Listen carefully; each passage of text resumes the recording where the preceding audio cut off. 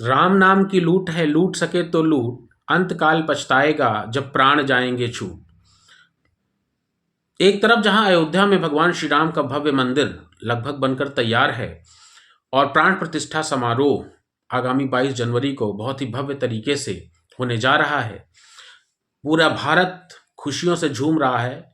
आगामी 22 जनवरी को दीपावली मनाने की तैयारी हो रही है और प्रत्येक सनातनी, पूरे विश्व में फैला प्रत्येक हिंदू खुशियां मना रहा है। वहीं दूसरी तरफ अधर्मी, मानसिक विक्षिप्त, सनकी, अज्ञानी, राक्षसी प्रवृत्ति के लोगों के मन में ईर्ष्या और कुंठा के शोले धधक रहे हैं। दक्षिण भारत में एक फिल्म बनी तमिल भाषा में, Annapoorani the goddess of food, directed by Nilesh Krishna, produced by Jatin Sethi and R Ravindran, जिसमें एक दृश्य में हीरो के द्वारा, जो उस फिल्म का हीरो है उसके द्वारा बखूबी इस चीज़ को प्लांट करने की फिल्म में कोशिश की गई कि भगवान राम मांसाहारी थे और भगवान राम मांस खाते थे। इस बात का वर्णन वाल्मीकि रामायण में दिया गया है। इन्हीं सब बातों को कोट करते हुए कोई एक एनसीपी का कोई नेता है, एक अज्ञानी मानसिक विक्षिप्त ही है कहा जाएगा, वो जितेंद्र आवाड के नाम से है वो, तो उसका एक बयान आया और उसने भी इस बात को रिपीट किया कि भगवान राम मांस खाते थे, बड़ी अभद्र भाषा में बोला, तू तड़ाक की भाषा में बोला। तो एक ये प्रथा बन गई है कि सनातन धर्म को टारगेट करते रहना, सनातन धर्म को गाली दे दो, कोई कुछ कहने वाला है नहीं, कोई कुछ बोलने वाला है नहीं, कोई सनातन धर्म के लोगों मानने वाले लोग बड़े सहिष्णु होते हैं, इनकी तरफ से कोई प्रतिक्रिया आने वाली है नहीं। तो कोई कुछ भी कहता चला जा रहा है। कोई कह रहा है रामचरितमानस को जला दीजिए, कोई कह रहा है मनुस्मृति को जला दिया गया, कोई कह रहा है कि सनातन धर्म हैजा है, वायरस है, टीबी है, ये है, उसको ख़त्म कर देना चाहिए, सनातन धर्म भारत का विनाश कर रहा है। न जाने इस तरीके के कितने बयान लगातार आते हैं। अभी कुछ किसी ने कहा कि सनातन धर्म धोखा है। ऐसे लोगों को प्रचारित करना, ऐसे लोगों को नाम लेना भी एक तरीके से कि अपने मुख को अशुद्ध करना है। लेकिन अपने शास्त्र और ग्रंथों में लिखा क्या है, इस बात को प्रमाण के साथ हमें जानकारी अवश्य होनी चाहिए, जिससे हम भ्रमित ना हों इन लोगों की बातों में। तो इसको कोट करने के लिए उन्होंने जो वाल्मीकि रामायण की बात करते हैं, तो ये मेरे पास में ये वाल्मीकि रामायण है और ये वाल्मीकि रामायण का प्रथम खंड है। गीता प्रेस गोरखपुर के प्रिंटेड है ये, और इसमें अयोध्या कांड के 56वें सर्ग, अयोध्या कांड का ये 56वां सर्ग है। अयोध्या कांड के 56वें सर्ग में श्लोक है, 22वां श्लोक है। तो पहले तो 56वें सर्ग का एक प्रस्तावना क्या है, यहाँ पर वर्णन किस चीज़ का हो रहा है। 56वें सर्ग में ये बताया गया है वाल्मीकि रामायण में कि जब भगवान राम माता सीता और लक्ष्मण जी के साथ वन में गए तो चलते चलते वो चित्रकूट पहुँचे और चित्रकूट में उन्होंने नदी के किनारे उन्होंने एक स्थान देखा और वहीं पर रात व्यतीत किया। सुबह उठ करके उनको लगा कि यहाँ पर ये बहुत अच्छा रमणीक स्थान है और उस स्थान की शोभा का यहाँ पे वर्णन किया गया है इस 56वें सर्ग में, और वहाँ पर पर्णकुटी बनाने की बात हो रही है। तो 56वें सर्ग में श्लोक है, तमाम सारे व्याख्यान के साथ लिखा हुआ है, तो उसको मैं हिंदी में, जो इसका पूरा हिंदी वर्णन दिया गया है, तो मैं हिंदी में उसको पढ़ करके बताता हूँ आपके साथ। मैं भी पढ़ रहा हूँ और जो इसमें लिखा है वही पढ़ रहा हूँ, कुछ अपनी तरफ से कुछ नहीं। रात्रि व्यतीत होने पर रघुकुल शिरोमणि श्री राम ने अपने जागने के बाद वहां सोए हुए लक्ष्मण जी को धीरे से जगाया और कहा, सौमित्रे शृणु वन्यानाम वल्गु व्याहरताम स्वनम संप्रतिष्ठामहे कालः प्रस्थानस्य परंतप। शत्रुओं को संताप देने वाले हे सुमित्रा कुमार, मीठी बोली बोलने वाले शुक पिक आदि जंगली पक्षियों का कलरव सुनो, हम लोग यहाँ से प्रस्थान करें क्योंकि प्रस्थान के योग्य समय आ गया है। इसके बाद आगे इसी सर्ग का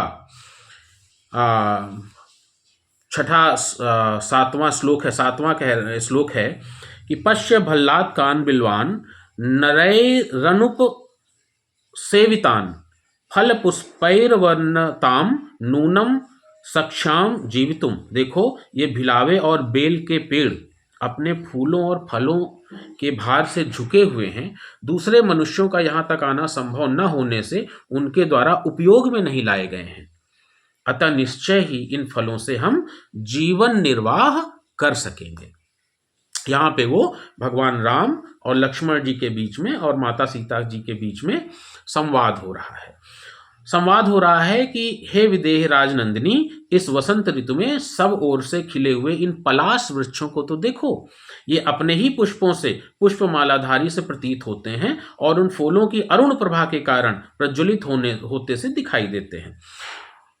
तो वहां पर इस बात का वर्णन हो रहा है कि किस प्रकार से वन की सुंदरता है, पेड़ पौधे हैं, पुष्प हैं और वहां पे फल हैं, जिनको खा करके और इस प्राकृतिक सौंदर्य के बीच में यहाँ पर हम अपनी पर्णकुटी बना सकते हैं और यहाँ पर रहना हमारे लिए अति उत्तम होगा। 9वें श्लोक में कहते हैं, एष क्रोशति नत्युहस्तम शिखी प्रतिकूजति रमणीये वनोद्देशे पुष्प संस्तर संकटे। वन का यह भाग बड़ा ही रमणीय है। यहाँ फूलों की वर्षा सी हो रही है और सारी भूमि पुष्पों से आच्छादित दिखाई देती है। इस वन प्रांत में यह चातक पी कहाँ की रट लगा रहा है, उधर वह मोर बोल रहा है, मानो पपीहे की बात का उत्तर दे रहा हो। तो प्राकृतिक सौंदर्य की बात हो रही है। पूरा समझेंगे तभी, क्योंकि एक प्रसंग जब तक नहीं समझेंगे तब तक उस बात का अर्थ समझ में नहीं आएगा।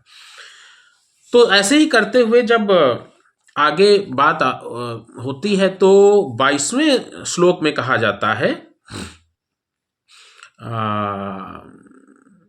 22वें श्लोक में कहा जाता है, ऐणेयम मांस, जिसपे बड़ा बवाला मचा हुआ है।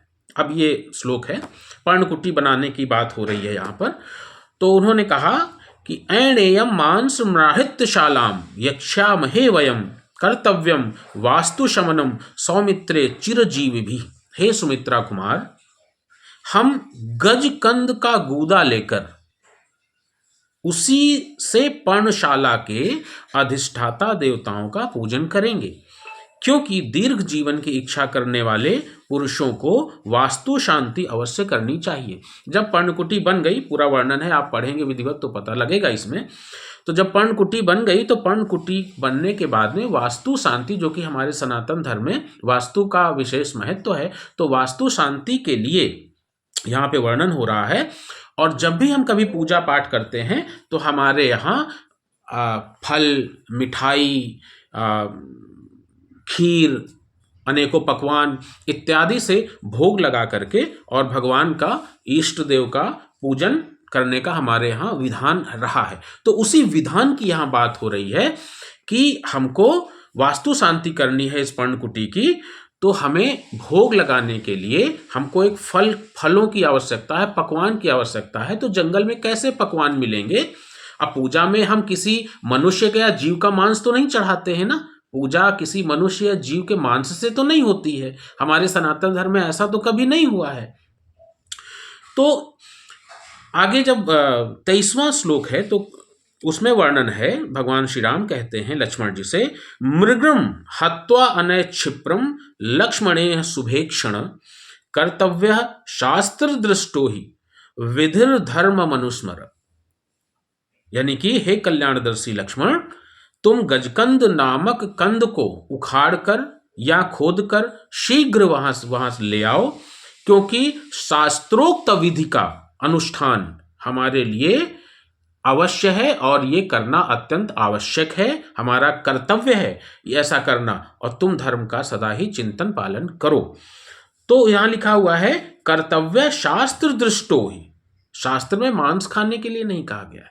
कर्तव्य शास्त्र दृष्टो ही विधिर धर्म मनुष्मरा, यानी कि जो हमारे शास्त्रोक्त विधि में वर्णित है उसके अनुसार हम यहाँ पे पूजन करेंगे। तो और यहाँ पे मृगम लिखा, मृगम हत्वा न क्षिप्रम। मदन पाल निघंटू एक नामक एक पुस्तक है जो विशेष रूप से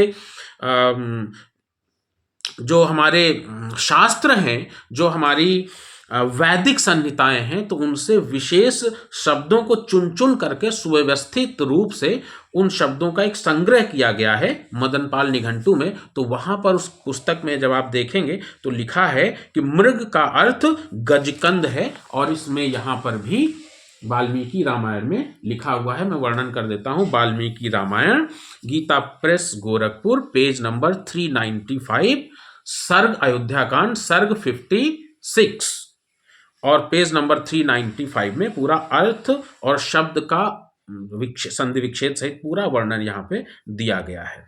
तो मृगम माने मृग हिरण नहीं, मृगम माने गजकंद।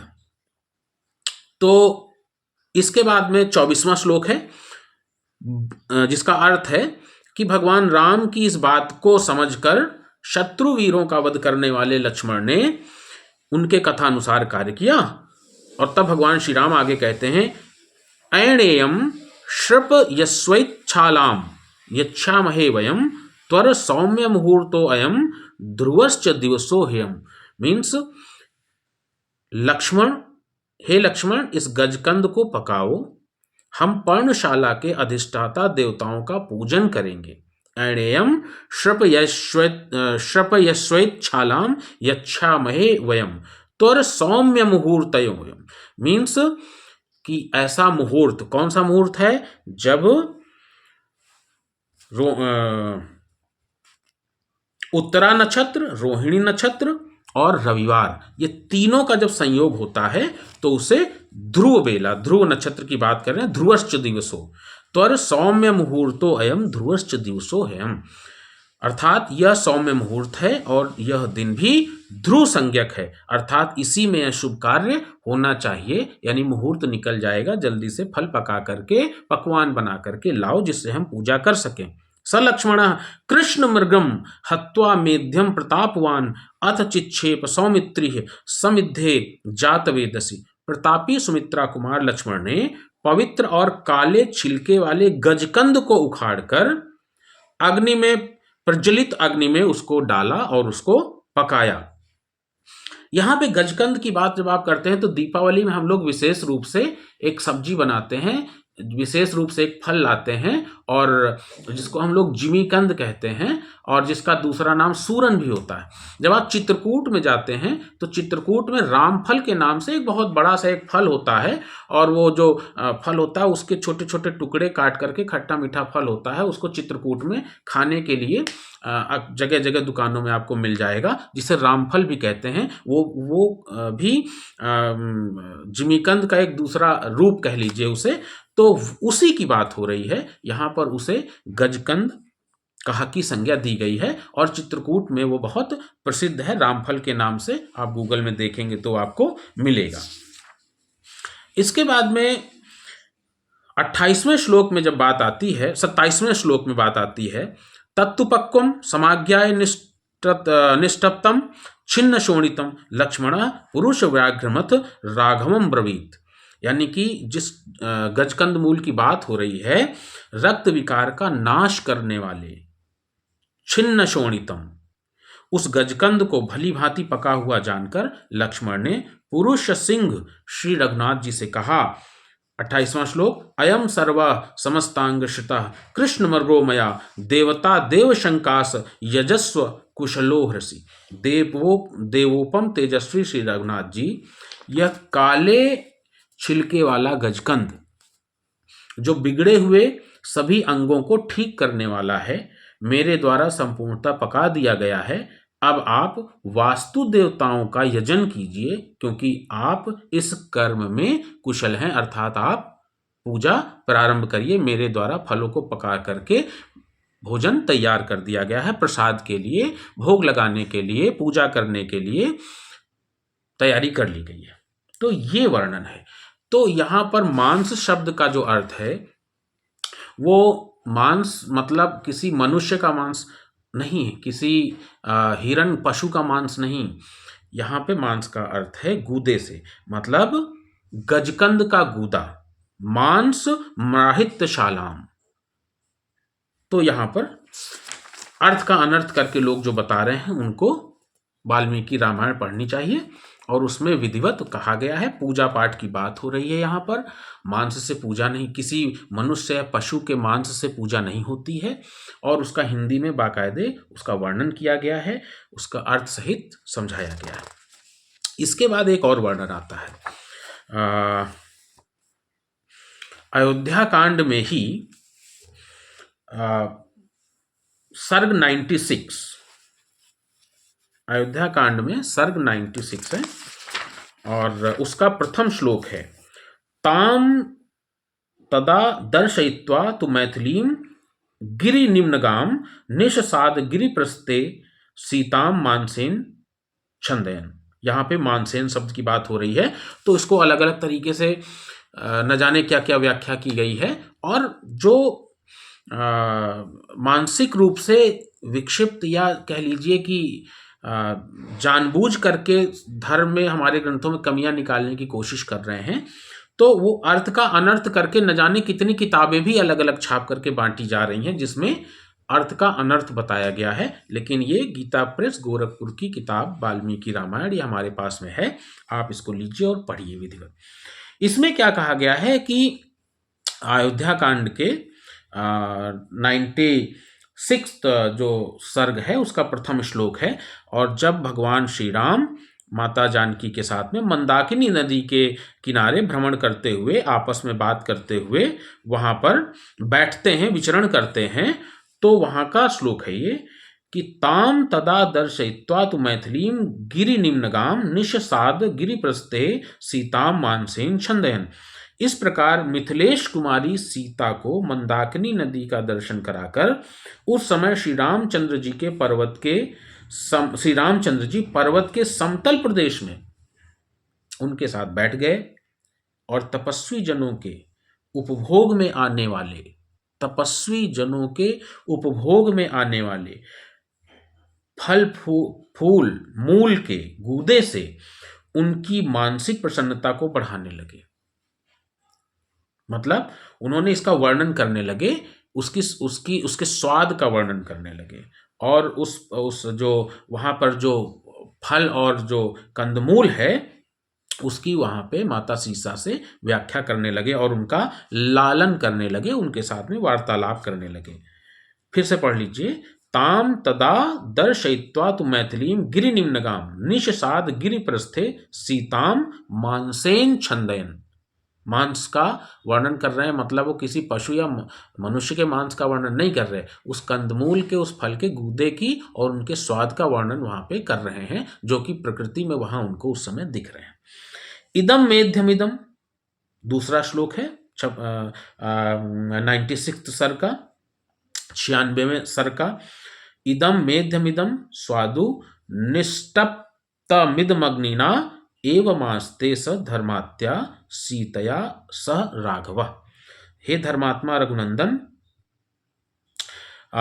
सीता जी के साथ इस प्रकार की जब वो बातें कर रहे थे, तो उस धर्मात्मा रघुनंदन सीता जी के साथ इस प्रकार की बातें कर रहे थे कि हे प्रिय, हे सीता, यह फल परम पवित्र है, यह बहुत स्वादिष्ट है, तथा इस कंद को अच्छी तरह आग पर सेका गया है। तो ये वर्णन हो रहा है वहां पर। ऐसे और भी इसमें कई जगह वर्णन किया गया है, लेकिन जिस श्लोक को वहां पर कोट किया जा रहा है फिल्म में, और जिस श्लोक को तमाम सारे लोग अपनी अपनी तरीके से गलत वर्णन करने की बात कर रहे हैं, उसको मैंने बताया है। तो ये वाल्मीकि रामायण है, इसको पढ़ें, इसको समझें।